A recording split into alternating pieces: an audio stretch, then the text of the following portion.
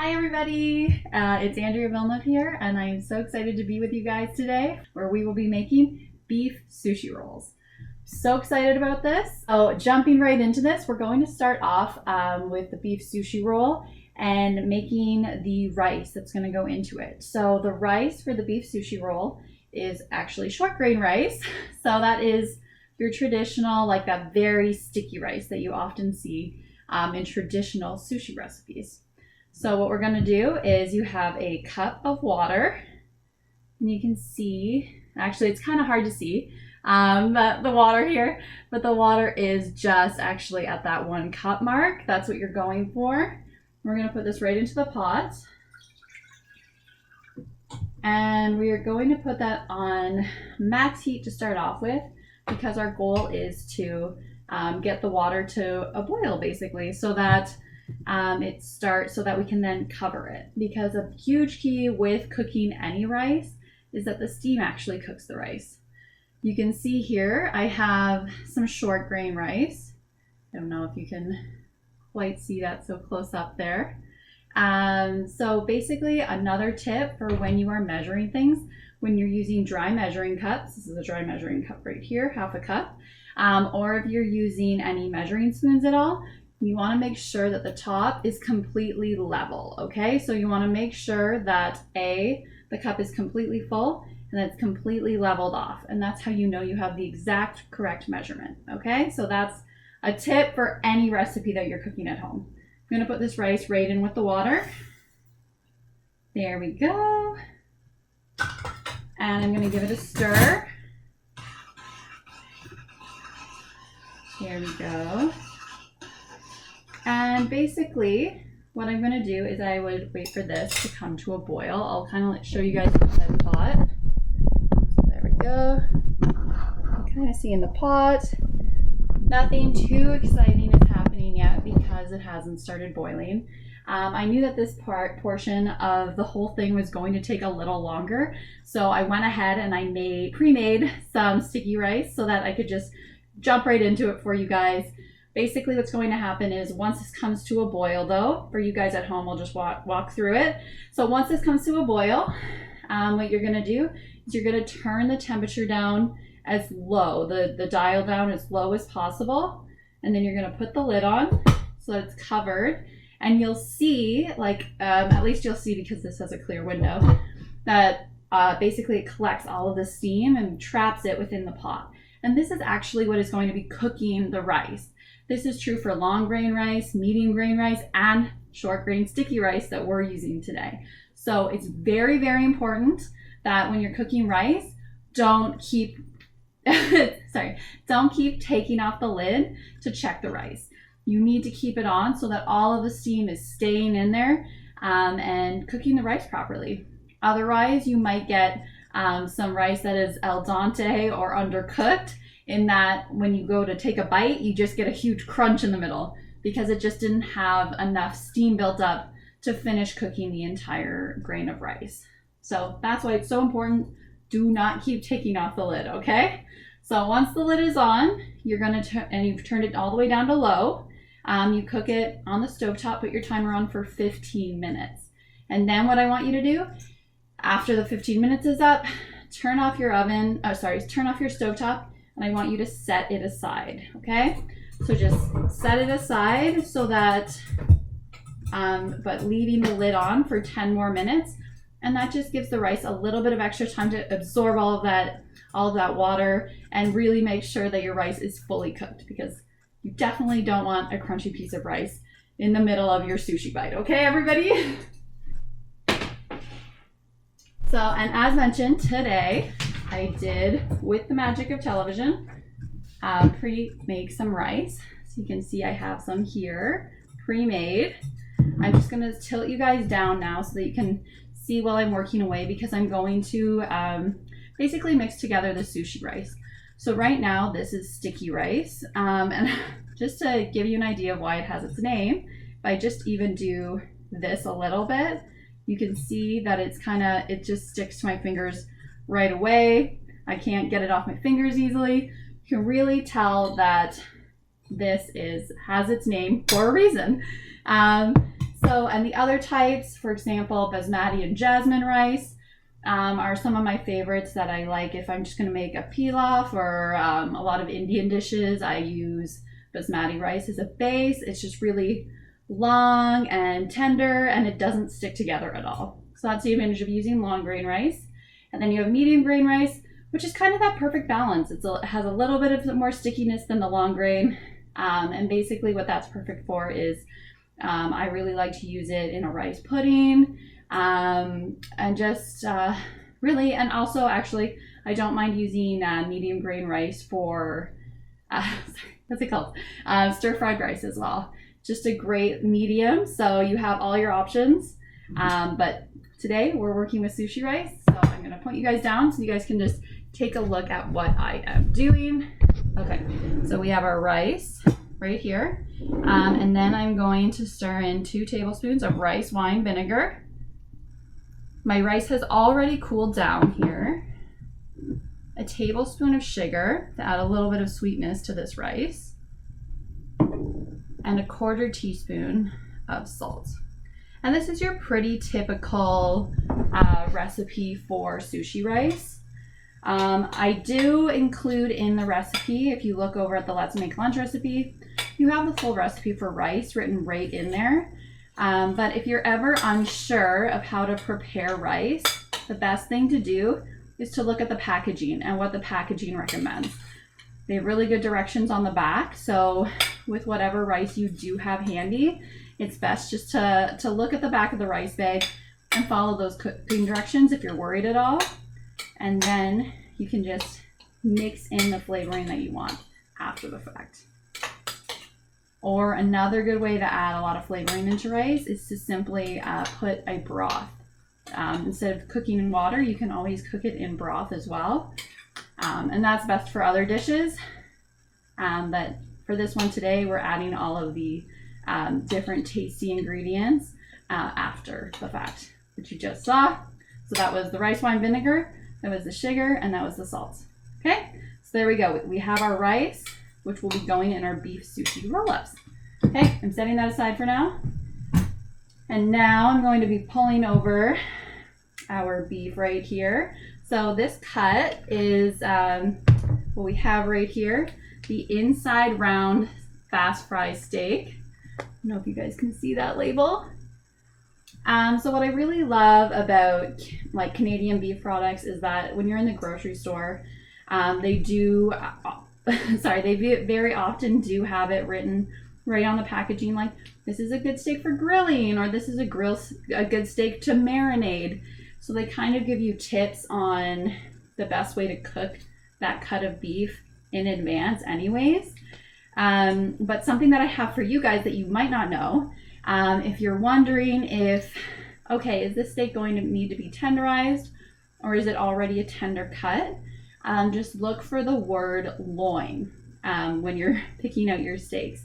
So if it says tender loin and you see the loin at the end, or if it says strip loin, those are pretty much like if the cut comes from the loin, it's a pretty tender cut to start off with. And I would say you probably don't have to do anything to tenderize it right from the get-go. Whereas for here, when we have the inside round steak, I would recommend that you at least try to tenderize it in maybe 1 or 2 different ways.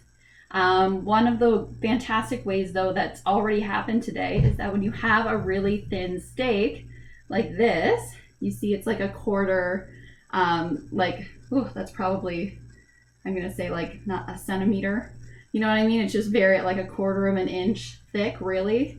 So very thin, and that's one way to tenderize your meat right away. So just buying these thin cuts, you've already used one method of tenderizing your meat. So we are going to jump into doing the next way that you can tenderize meat, and that is by using a meat mallet. I know previously we've used forks to tenderize meat. So I'll just point you guys down and show you kind of what you're gonna do. This is a fun one. If you have a meat mallet, please go ahead and use it. If you don't have a meat mallet, you can use, as I mentioned, the fork, or you can use a really heavy saucepan. So I have a really heavy saucepan right here, and I could like just kind of slam that down onto the steak, and that kind of pounds it out and tenderizes it a bit more. Okay, so I will point you guys down so you can see me while I'm doing this. There we go. Not too far.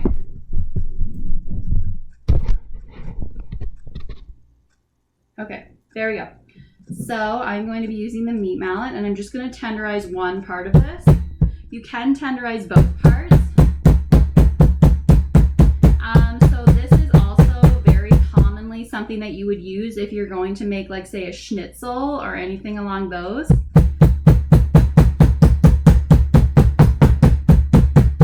You can just see how fast this whole process goes. It makes everything a little bit thinner.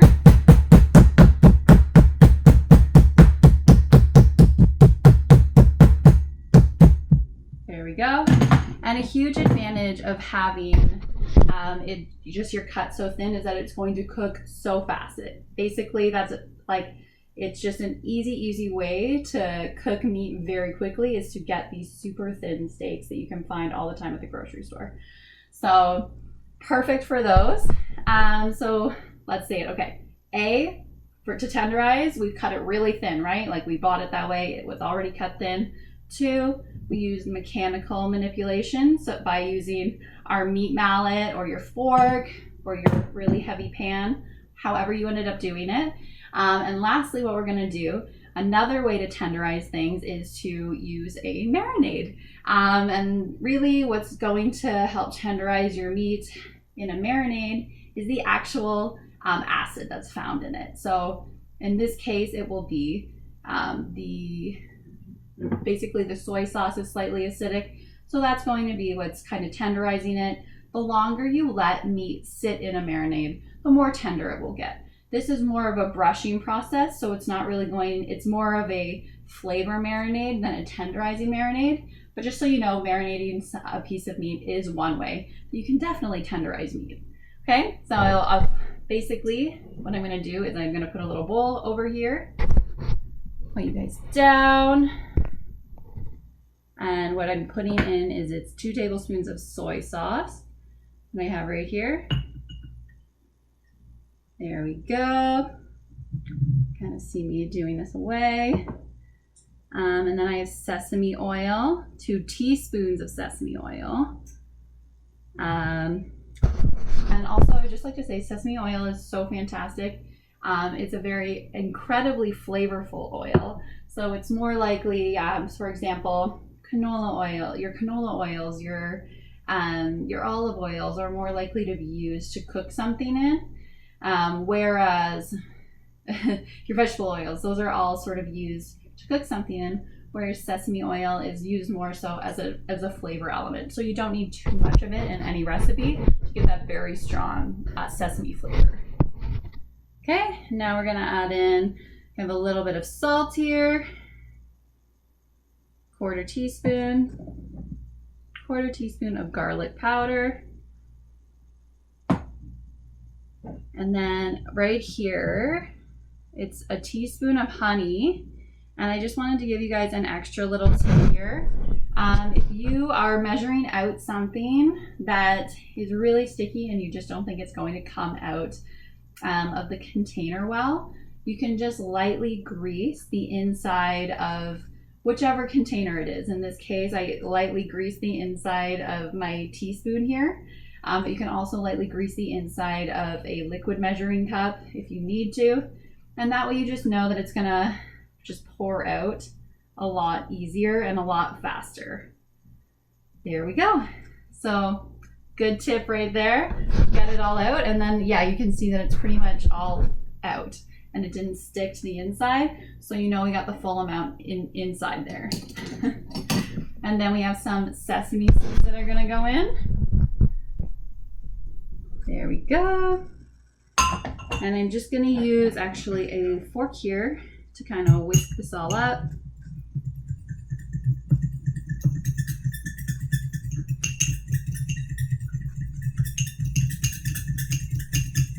There we go. And right away, so way, because we don't want to cause any cross-contamination, I'm using half of this dip to brush onto the meat. And I'm also saving half of it for later so that you can, once your sushis are done and fully cooked, you can dip them in. So right away, I separate these into 2 separate containers. So that way, one will never be exposed to any sort of raw meat, and that can be used for your final dish, okay? So I'm just pouring half of it. There we go, into that container. And now this container, I'm setting it aside because it'll be for the final sushi.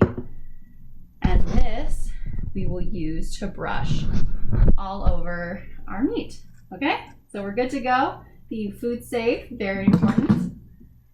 Okay, so now what I'm going to do is I'm going to brush the marinade, our little dip marinade that we just made, on both sides. So we'll do that right now.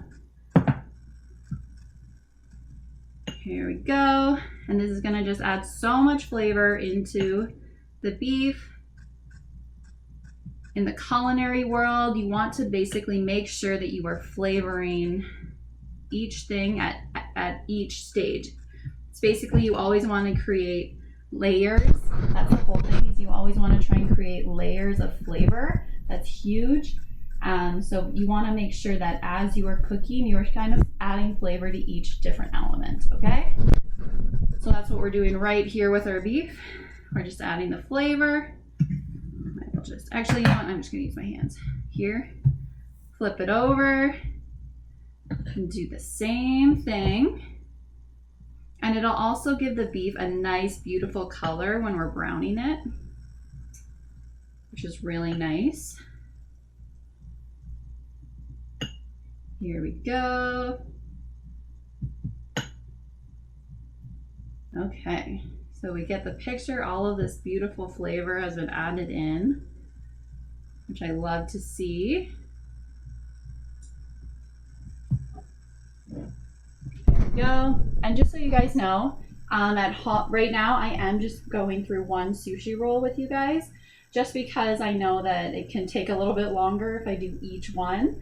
So I was trying to just make it a little more concise for you guys at home. I did already cook off one of these delicious rolls that I'll show to you guys at the end. But I just wanted to, you guys at home will have enough to make 4 of the rolls, of the big rolls that you will then be slicing. But right now, I'm just preparing one in front of you, okay? So now we're gonna go right back to our sushi rice, which we already prepared. And you're gonna take about 1/4 cup, and you're going to put that all over the length of the cut of beef, okay? So you're just gonna kind of spread it along. Here we go. So I'll just do a couple of dollops here. There we go. A little bit more. So that is around 1/4 cup. You can definitely measure that out. And I know that I'm going to be rolling from this end because it's a bit smaller, and this is the bigger end.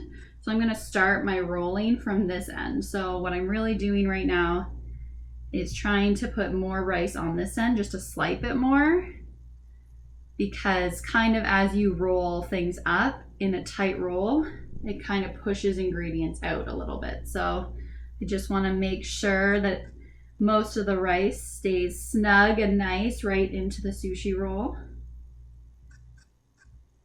Okay, so the rice is in.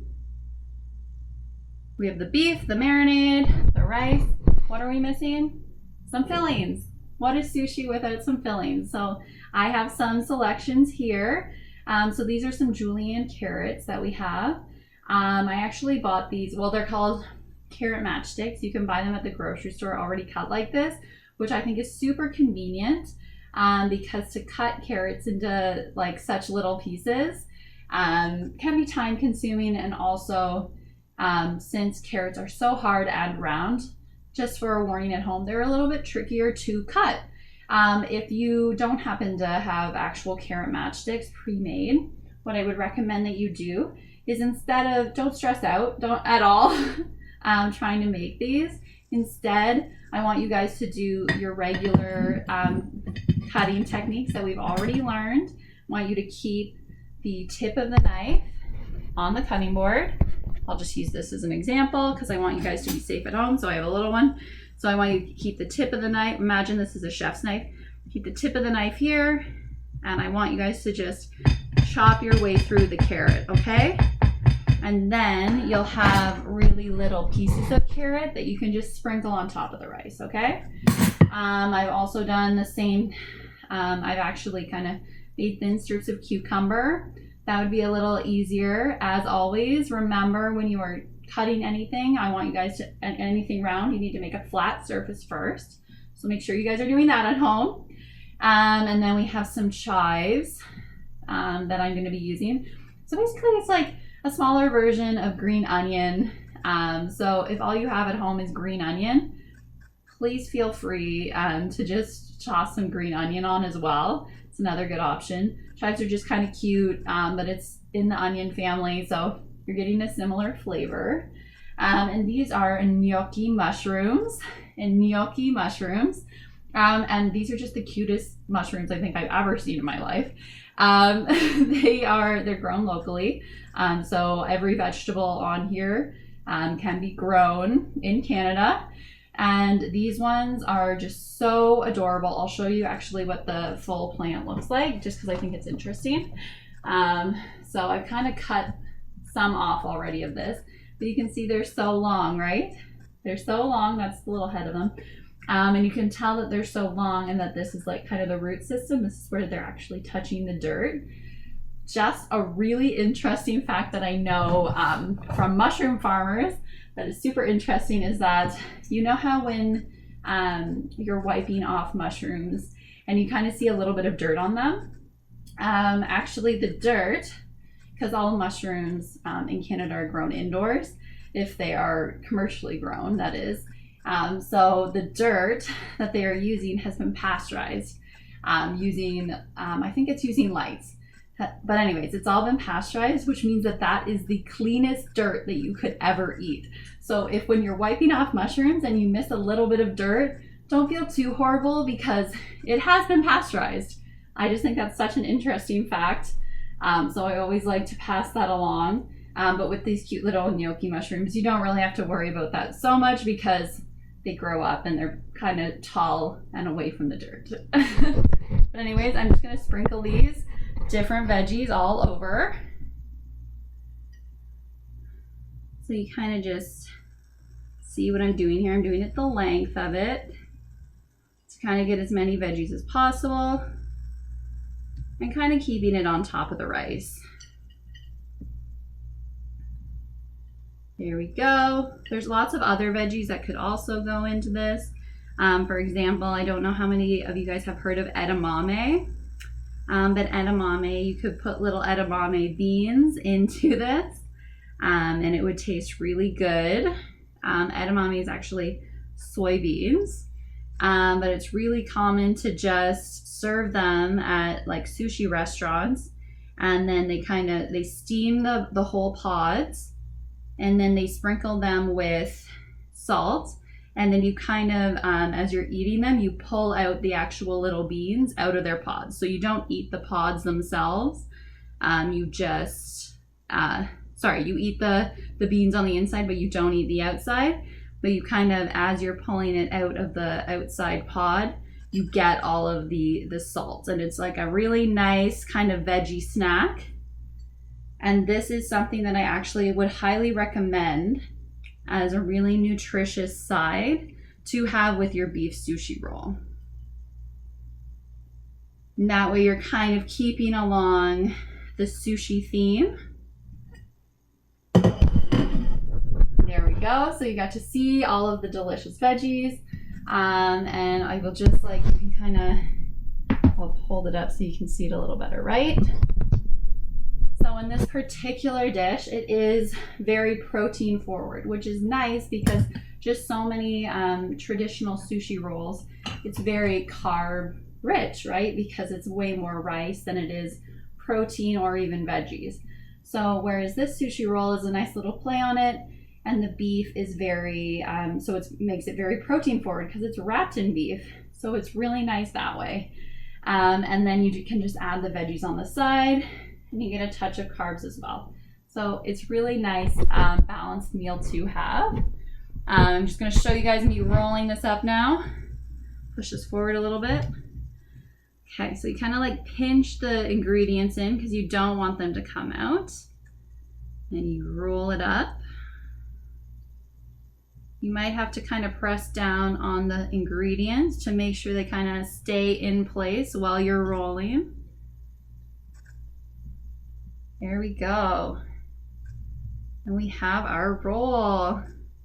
See? Kind of cute, right? Already you can see that it's going to be a nice spiral. And now what I'm going to do is I'm going to take, so this is like some butcher twine right here. And you just want to wrap it around 2 or 3 times. There we go. And just tie it tight. And this is so that the dish doesn't fall apart when we're browning it. If you don't have time to brown this dish in advance, you don't have to feel bad. You can definitely just pop it into the oven. And I would say cook it probably for around 4 minutes longer in the oven if you don't have time to brown it in a pan in advance. But the nice thing about browning it in a pan in advance is that that's a great way to add so much extra flavor to beef. It's a great way to add so much extra flavor to beef. Just because anytime you see that browning on the outside, it's caramelizing the meat. It's really just adding so much flavor. That's your base for, as I said before, all of that brown that's on the outside of a roast or any cut of beef. That's going to be like your base for a gravy, for a soup, for anything super flavorful. So really you want to see that browning. That's a good sign at the end of the day. What I'm going to do is I'm going to just quickly wash my hands over to the side here.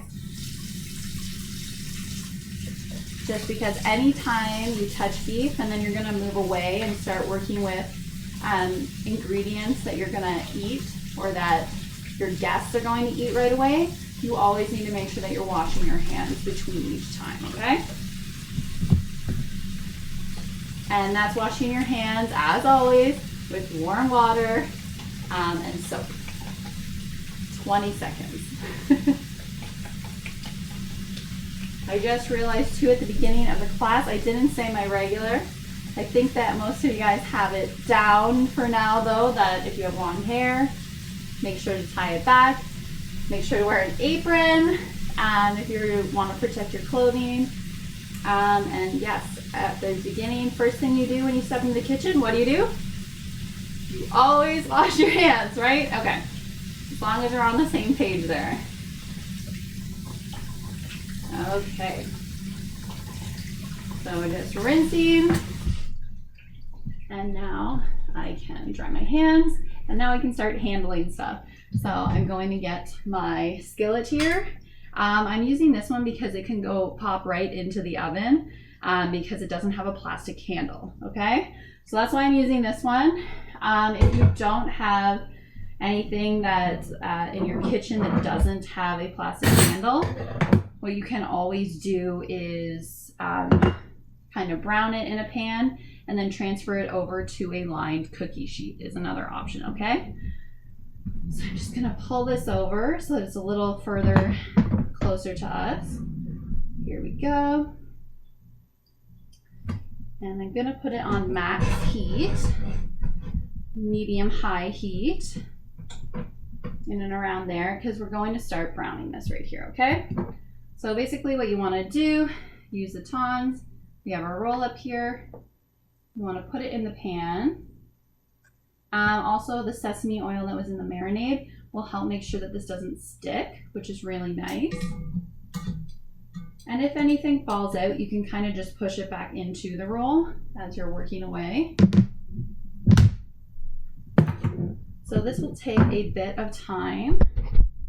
You can see that it's in the pan right here.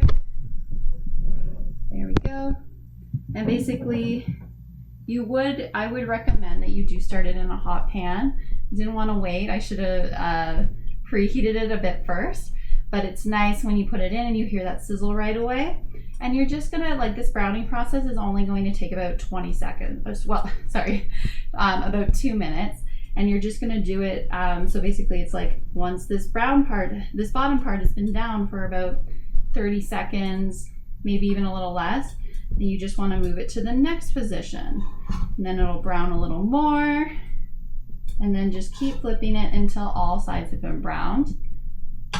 Once everything has been browned, what you wanna do is you wanna take the handle and you're gonna just pop this right into the oven. And then you will cook it for 10 minutes at 400 degrees Fahrenheit, okay?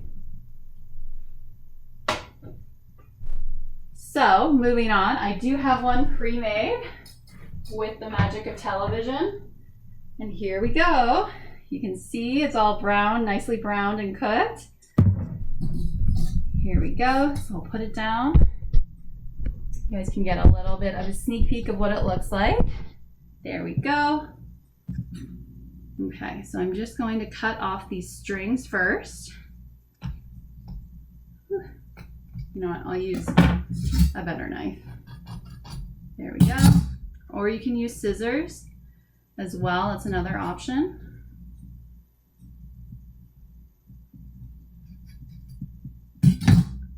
And you set those aside, you don't need those at all anymore. And then basically you want to make it about an inch, each one about an inch, maybe even 3/4 of an inch. You just want to make sure that it's big enough that it will stick together, okay? There we go. Here we go. So you kind of get a good view. So this one is has not been in the oven recently, but what you want to do is you want to make sure that your beef roll-up has been completely cooked through. So what I want you guys to do at home is use your meat thermometer, and after it's been in the oven for 10 minutes, take it out and insert the meat thermometer. And I want you guys to make sure that it at least hits 140 degrees Fahrenheit. And that's really just to make sure that it's at least being cooked to around medium rare, because this steak in here is very thin, so it'll cook really quickly, but it is wrapped in. So aim for around 140 degrees Fahrenheit, okay? And that would be a nice medium rare right there, okay? So I'll just keep cutting. As mentioned before, you will have a few of these. You'll have 4 different of these to cut up. So you'll see there's a lot, and look how beautiful that is. I love this so much. It's just such a beautiful little cut. There we go. Whoop. See what I mean? They kind of want to come apart a little bit. There we go. Just so beautiful. Very veggie packed. Here we go. And you get the full picture of kind of what these sushi rolls look like, okay? And then what I do is I bring over this is the reserved sauce that that did not touch the raw at all. So, and then yeah, that's pretty much it. I'll just grab a plate it up. And basically what I would recommend if you're looking for something that's really along the lines of sushi for you to have at home, I would recommend serving this up with some edamame. As mentioned, that's soybeans, and then you kind of just usually steamed with a little bit of salt on top. Really delicious and easy. And then the other thing that you could do is, and this is like one of my favorites, a seaweed salad. So seaweed salad is fantastic as well. It's kind of a different vegetable that you might not normally get at home. So I would encourage you guys to try it. Seaweed salad kind of tastes a little bit sweet and sour. So yeah, just another veggie that you can mix into your repertoire.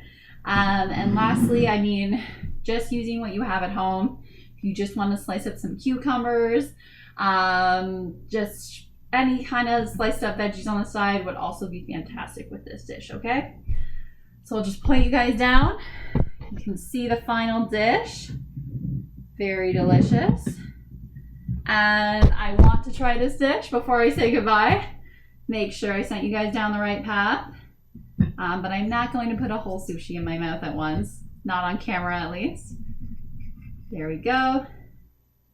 So I've kind of cut it up here. My piece that I'm going to try.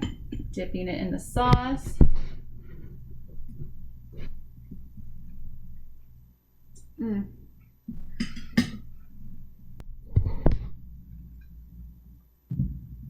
We have our dip. We have this. We're going to get some nice veggie sides to go along with it. And yeah, that is it. That is the beef. Sorry. It's a little hard when I try and taste it at the end. So that is your beef and rice sushi roll. Thank you so much for being with me.